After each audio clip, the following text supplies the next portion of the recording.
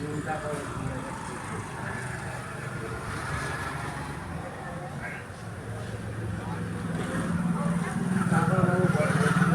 লাইনে আছি জানি না আমার বড়াটা আমার অন্যায় হবে। এখন ছোটো বড়টা মানছে না, হ্যাঁ পিস বড় আমার মানছে না। আমি যা বলবো বাবা আমি ছেড়ে পারি। যেটা দুনিয়াটা সৃষ্টি হয়েছে আমার বাপ চাচা আলেন মহরমা হাতে ছিল মাস্টার বলতে এই মহরমে সুরাতে চালু করবো ভাষা বুঝলে। তা এখন তুমি দেখো তুই এখন কি কি পড়াশুনো করে মানছে না, আদৌ কাজে নাই, কাজে কি বলে হবে সেটা কিছু নাই, যেমন ছেড়াই